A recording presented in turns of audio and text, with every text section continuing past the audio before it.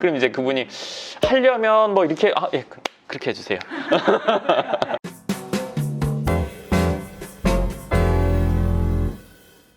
반갑습니다. 황 소장입니다. 오늘은 부자의 성공 법칙 세 번째 내용인데요.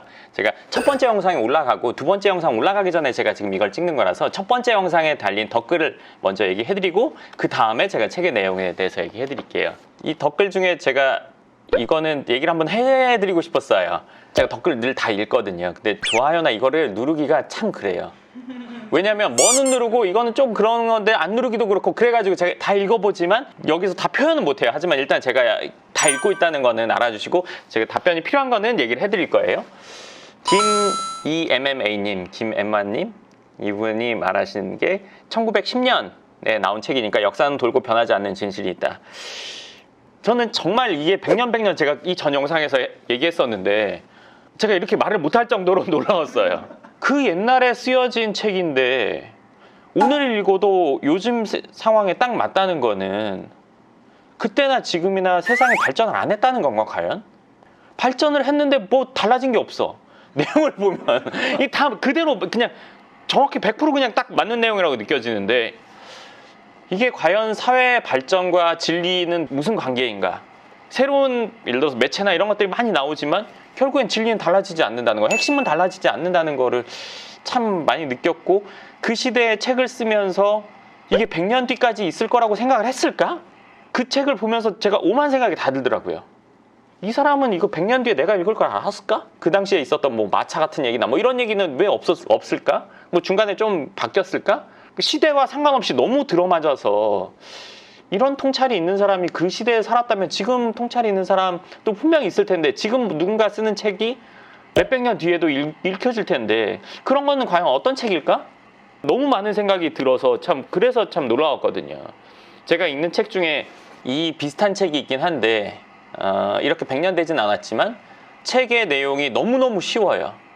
책의 겉을 보면 너무 어렵게 생겼어요. 이렇게 두꺼워요. 근데 책을 읽으면 너무너무 좋은 책이 있어요. 제가 봤을 때 100년 모르겠고 30-40년 뒤에 읽어도 똑같을 것 같아요. 딱 상황에 맞을 것 같아요. 그건 제가 이 책 다음에 얘기를 해드릴게요.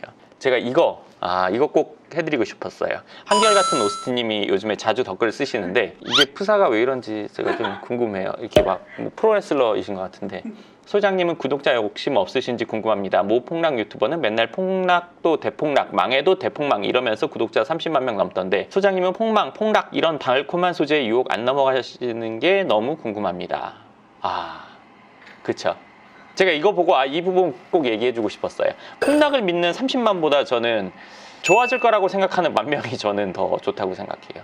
안 되는 방법 30가지보다 되는 방법 한 가지가 저한테 더 중요하듯이 안 되는 방법 수천 가지 안다고 해서 이 사람이 잘 되라는 보장은 없거든요. 잘 되는 방법 찾아내기도 어려워요. 안 되는 방법에 계속 집착하면 더 많이 안 되는 여러 가지 방법을 알게 되겠죠. 그러니까 안 되는 쪽을 바라보는 사람들을 저는 크게 상대하고 싶지 않아요, 사실은. 제가 이전에 뭐 요즘에 유튜버 상에서 뭐 문제가 되고 있는 것들을 보면서 뭐 남이 안 되는 거 보고 막 재밌다 이런 그거 느끼는 게 나에겐 도움 안 되거든요. 그거와 마찬가지로 안 되는 방향에 대해서 깊이 파는 사람들은 발전을 저해하면 저해했지. 물론 발전하려는 사람들이 좋은 방법 찾는데 이거에 대해서 안 좋은 방법, 위험 요소를 이 사람들이 해지할 수 있지 않을까? 저는 해지 못한다고 생각해요. 무슨 상황이라도 해결하는 방법, 문제가 세상에 없진 않거든요. 여기서 우리가 집에 가는 과정에도 문제가 있을 수 있단 말이에요, 많이. 그러면 집에 가지 말아야 되나요? 그건 아니죠. 가야 되는 건 명백한 사실이잖아요. 그쵸? 가다가 운전하는데 혹시나 교통사고 나지 않을까? 신호위반해서 딱지 끊지 않을까? 문제 상황 한 1000가지 쓸 수 있어요. 뭐 100가지는 쓸 수 있겠죠? 이런 문제 상황을 예측하는 것들이 내가 가는 데 도움이 돼요? 신호위반 걸릴 것 같으면 신호를 다 지켜야 되고 교통사고가 날 것 같으면 정속도 지키고 뭐 신호 다 지키고 해야 되고 이렇게 챙기다 보면 출발이 안 돼요. 시작하고 나서 그때 생기는 문제들은 해결해 나가는 게 맞다고 저는 보거든요. 시작도 전에 문제 상황부터 찾아보는 건 전혀 도움 안 된다고 생각해요. 자, 그리고 이 내용 개정판이 나왔다고 하네요. 와틀스의 부자의 법칙이라고 개정판이 나왔다고 합니다. 개정판 내용도 조금 변동은 있겠지만 다르진 않을 것 같아요. 이거는 며칠 전에 봤는데 쓰시고 나서 유경민 님이 저는 나폴레온 힐의 책을 보고 진짜 도움 많이 받았고요. 에머슨은 오바마가 필독으로 본다고 해서 봤는데 좀 어렵더라고요. 근데 성격이 의지를 못 이긴다는 문장을 보고 머리를 한 대 맞은 것 같다고 하셨어요. 많이 공감해요. 그 후로 사람들을 관찰해보니 의지보단 성격으로 사는 사람들이 대부분 맞아요. 소장님이 추천하면 무조건 믿고 오늘 서점 내려가서 보신다고 이렇게 하셨는데 이게 성격의 의지를 못 이긴다는 게 이게 어떻게 보면 팔자보다 더 사람의 인생에 큰 영향을 미치는 것 같아요. 이게 성격 바꾸기가 참 어렵거든요. 근데 공교롭게도 오늘 9챕터부터 읽으려고 했는데 여기랑 연결돼요. 이거 뭐 형식 있는 게 아니니까 이거 다 하고 하려고 했는데 챕터 9 먼저 하고 일부분 내용 읽어드리고 할게요. 제가 얼굴이 지금 어두운데 왜 어둡냐면 이 말이 맞아서 불을 창조하는 의지의 사용법이라고 돼 있는데 과학적 방법으로 과학 된다는 얘기예요. 입증된 사실. 네. 물에다가 설탕이랑 소금을 같이 넣으면 중화돼서 아무 맛이 안 느껴질까요? 아니면 짠맛도 나고 단맛도 나고 그 중간에 어딘가의 맛 아닐까요? 맛이 없어요. 과학적으로 보면 그게 중화가 안 되잖아요. 근데 우리가 그냥 생각하기에는 단맛과 짠맛은 상대적이니까 중화돼서 무맛이 느껴질 수 있다고 생각할 수 있잖아요. 콩배를 섞어서 마셔봤어요. 그랬더니 이상한 맛이 나더라고요. 부자가 되는 첫걸음을 위해서는 자기 자신 이외의 어떤 것에도 의지력을 적용하면 안 된대요. 이 문장 보고 제가 절절하게 와닿았어요. 의지로 바꿀 수 있는 건 쉽게 말하면 나밖에 없다는 거죠. 남을 바꿀 수 없다. 그리고 우리에게는 그럴 권리가 없대요. 자신의 의지를 다른 사람에게 적용해 자신이 원하는 방향으로 그들이 행동하기를 바라는 것은 옳은 일이 못 된대요. 정신적 힘으로 사람을 지배하려는 것은 육체적 억압하는 것만큼 극악무도한 그런 거래요. 다른 사람에게 의지력을 사용할 권한이 우리에겐 없다. 비록 상대에게 좋은 일이라는 생각이 들더라도 그에게 이로운 것이 무엇인지 잘 모르기 때문에 의지력을 사용해서는 안 된다. 다른 사람에 대한 의지력의 사용은 자신의 목적이 좌절되는 결과만 가져올 뿐이다. 그러니까 다른 사람을 내 의지대로 하려고 하면 결국엔 좌절만 온다. 의지로 바꿀 수 있는 건 나 자신뿐이다. 근데 이분이 쓰신 내용은 의지보다 성격이 의지를 이긴다. 의지가 성격을 못 이긴다. 좋은 거 알잖아요. 예를 들어서 어떤 좋은 걸 얘기했어요. 누가 봐도 좋은 일이에요. 귀찮아서 못해. 하고는 싶어. 안 하게 돼. 이럴 때 있잖아요. 운동하고 싶은 생각이 들어요. 예를 들어서 몸매 좋은 사람들을 보고 아침에 못 일어나. 시간을 못 내. 한 2, 3일 하고 내지는 일주일 하고 나니까 못 가겠어. 의지는 있어요. 근데 하던 게 아니니까 안 하게 되는 거죠. 쉽게 말해서 그냥 누군가 돈을 벌고 싶어 해요. 돈 욕심이 있어. 그래서 제가 이건 이렇게 해야 되고 저렇게 해야 돼. 가까운 사람일수록 좀 더 얘기하게 되죠. 근데 처음엔 좀 해요. 그러다가 이제 말아. 원래대로 돌아가요. 강제성을 띠게 막 이렇게 해도 결국엔 안 되더라고요. 그러니까 얘기를 뭔가를 했을 때 뭔가 실행을 하는 사람한테는 얘기를 좀 하게 되지만 그렇지 않은 사람에게는 서로 그건 불편해지는 것밖에 안 되더라고요. 유경민님, 성격 의지를 못 이긴다는. 소장님 같은 경우는 뭐 잘 되는 방법이 있다 이러면 일단 무조건 시도를 해보시잖아요. 의지가 성격을 못 따라가는 경우가 있었나요? 근데 내가 성격이 그런 것 같아요. 그렇다 치면. 원래가 무조건 하면 해야 된다. 어릴 때부터 누가 못한다면 그걸 꼭 해야 돼. 그 동생분한테 많이 들었어요, 그거는. 누가 저거를 못해, 이거 불가능이야 그러면은 내가 해서 보여줄게. 이 마음이 그냥 바로 들어서 어떻게든 걸 해. 그걸 해야 직성이 풀리는 그거라서. 진짜 어려운데. 백만장자 라이프님이 임대사업자로 멈추면 유지하는 삶, 죽어가는 삶이라고 생각하기에 임대사업자보다 꿈꾸는 삶을 살아가고자 합니다. 요거는 제가 얘기할까 말까 하다가 얘기를 하게 된 건데요. 임대사업자로 왜 멈춰야 되죠? 임대사업자와 꿈꾸는 삶은 반대되는 개념은 아니라고 생각해요. 임대사업자가 돼서 월세를 예를 들어서 500만 원 받는다.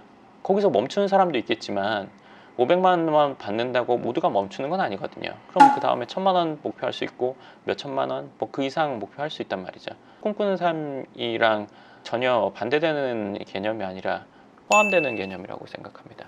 지난 댓글 중에 제가 답변을 드릴 만한 내용들은 답변을 드렸고요. 이 다음 내용을 좀 읽어볼게요. 제가 사실은 이 책을 영상 찍기 전에 안 읽었어요. 왜냐면은 먼저 읽고 나서 이런 얘기 해야지 보다 그냥 읽으면서 생각나는 거 얘기해 드리려고. 제가 읽으면서 아무 말 없을 때는 그게 편집돼서 좀 잘리고 이렇게 될 거예요. 가난을 연구하지 말라. 제가 이거 안 읽고 얘기한 거거든요. 근데 이런 비슷한 내용을 앞에서 얘기했잖아요. 근데 지금 이게 나왔으니까 저도 놀랐단 말이에요. 아까 그런 거예요. 극락이나 이런 거에 대해서 연구하고 싶은 생각이 요만큼도 없어요. 그거 안다고 해서 잘 되는 방향으로 가지 못하거든요. 왜 거기에 집중해야 돼요, 우리가? 그 예전에 읽은 책이 그런 내용이 있었어요. 누군가가 아파요? 아프면 아프지 말아야지. 내지는 내가 뭐 위험이 있어. 위험이 나아야지. 이렇게 생각하는 게 아니라 건강해야지라고 생각해야 된다는 거죠. 가난에 대해 말하지 말라. 가난을 연구하지도 말고 그것에 대해 걱정하지도 말라. 그 원인이 무엇일지 고민하지도 말라. 당신은 그것들과 아무런 연관이 없다. 걱정해야 할 것은 그것의 치료이다. 가난은 자선이 아닌 영감을 필요로 한다. 그러니까 이게 이런 것 같아요. 그러니까 누군가의 도움이 가난한 사람에게 필요한 게 아니라 그 사람이 어떤 더 나은 상황이 되고 싶은 생각을 갖게 하는 거. 가난을 멀리 보내라. 가난과 관련된 모든 것을 뒤로하고 목적을 성취하라. 빈민촌의 열악함이라든지 아동 노동력 착취 등의 책이나 글을 읽지 말라. 빈곤함과 고통의 어두운 영상으로 마음을 채우는 그 어떤 것도 읽지 말라. 제가 이게 전 좀 심하거든요. 부정적인 단어 자체를 싫어해요. 누가 말하는 것도 싫고 듣는 것도 싫고 보는 것도 싫어해요. 원래 그랬는지 뭔가를 보면서 제가 그렇게 됐는지 모르겠는데 안 좋은 얘기 하는 사람은 일단은 많이 멀리하고 싶고 일상 단어, 일상 대화에서도 부정적인 단어는 아예 안 써요. 싫어요. 안 된다는 얘기 특히 너무 듣기 싫어가지고 제가. 근데 이런 내용이 와 있네요. 뭐 이렇게 해보자. 이렇게 이쪽으로 가는 게 좋겠어. 그게 안 되는 이유 얘기하면 내가 왜 안 되는 이유를 자꾸 들어야 되나? 되는 이유도 많은데. 예전에 건축할 때 현장 소장님이랑 얘기했던 게 늘 제가 이제 새로운 걸 추구하고 이렇게 해보고 싶다. 이게 이렇게 됐을 때 더 좋겠다. 이렇게 얘기하면 안 되는 이유가요. 그게 안 되는 이유고 늘 이렇게 얘기를 하셨었거든요. 그 소장님이. 그래서 제가 그분 저보다 연배도 있으시고 그래서 조심스럽게 이렇게 얘기했죠. 안 되는 이유를 다 듣고 나서 그럼 되는 이유는 뭐가 있을까요? 내지는 어떻게 하면 될까요? 그거. 안 되는 이유는 네 알겠고 그럼 되는 방법 궁금합니다. 그럼 이제 그분이 하려면 뭐 이렇게 예 그렇게 해주세요. 처음부터 그렇게 얘기하면 될 거를. 그 말인즉슨 안 하고 싶다는 얘기죠. 새로운 거 안 하고 싶다는 얘기죠. 이런 내용이 있네요. 가난한 자를 돕고 싶다면 당신 스스로가 부자가 됨으로써 그들도 부자가 될 수 있다는 가능성을 보여주어라. 그것이 가난한 자를 돕는 최선의 방법이다. 이 세상에서 빈곤이 자취를 감추는 유일한 길은 이 책의 가르침을 실천하는 사람들의 숫자가 계속적으로 늘어나는 것이다. 그리고 여기 아주 중요한 문장이 나와요. 이 책은 경쟁에 의해서가 아니라 창조에 의해서 부자가 된다는 메시지를 전달한다. 경쟁에 의해서 부자가 된 사람은 자신이 딛고 올라온 사다리를 발로 차서 다른 사람들이 올라오지 못하도록 한다. 그러나 창조에 의해서 부자가 된 사람들은 수천 명을 위해 길을 열어주고 그들에게 똑같은 일을 할 수 있다는 자신감을 심어준다. 우린 보통 돈을 벌고 성공하고 목적을 이루는 데 있어서 경쟁이라는 게 필수적인 요소라고 생각하는 것 같아요. 승자 독식 뭐 이런 내용들을 뭐 그런 단어들을 보면 누군가가 잘 됐으면 쟤는 많은 사람들을 눌렀을 거야. 이런 이미지, 생각들. 물론 그런 식으로 되는 경우도 있지만 우리가 학교에서 공부를 했을 때 1등이 나머지 학생들보다 성적이 제일 높으니까 1등이 된 거지만 사업은 시험 과목으로 정해지는 건 아니잖아요. 일을 해서 돈을 버는 거는. 한 사람이 돈 벌다고 나머지는 다 그 밑으로만 정렬되는 건 아니거든요. 여기서는 그런 얘기를 하는 것 같아요. 이것도 참 그래요. 가난을 동정하지 않고 그것에 대한 말이나 생각을 하지 않고 그것에 귀를 기울이지 않는다고 해서 그런 사람을 우리는 냉정하다고 하죠. 근데 여기서 귀를 기울이지 않는다고 해서 냉정한 사람이 되는 것은 아니래요. 의지를 사용해 가난을 마음속에서 털어내고 당신이 원하는 것의 영상을 신념과 뚜렷한 목적으로 마음속에 고정시킬 수 있어야 한다. 그러니까 의지로 내가 원하는 목표 시각화라는 거죠. 그런 것들을 내 마음속에 담고 있어야 된다는 거죠. 하고 싶고 되고 싶고 가고 싶고 갖고 싶은 것, 이것들을 내가 정확히 알고 있고 그걸 했을 때 기분이나 어떤 모습일지를 알고 있는 게 중요하다는 내용이라고 저는 보거든요. 8번 챕터에 대해서는 여기까지 하도록 하겠습니다. 저희가 편집 직원이 영상이 너무 길면 편집하기가 어렵다고 해서 제가 20분 내외로 하려고 하다 보니까 어찌됐건 이번 영상 여기까지 하고요. 다음번에는 10번 챕터 부를 창조하는 의지의 사용법 2에 대해서 찍도록 하겠습니다. 질문 있습니까? 질문은 아니고 저도 일부러 책을 안 봤거든요. 들으면서 같이 공감하고 싶어서 볼까 말까도 안 봤는데 그거를 다시 생각이 됐어요. 제가 신년 다이어리 쓰잖아요. 신년 다이어리 쓸 때 올해는 하지 말아야 될 것 이걸 쓰는 게 아니고 올해는 내가 이걸 꼭 이뤄야지 이런 걸 쓴다는 걸 들었거든요. 그거를 다시 한번 새기게 해주는 그런 시간이었어요. 몸이 어디가 안 좋아졌을 때 먹지 말아야 하는 음식 챙기는 것보다 먹어야 될 음식 챙기는 게 나은 거나 똑같죠. 네. 무슨 일이든 양면적인 게 있잖아요. 될 이유, 안 될 이유. 늘 똑같아요.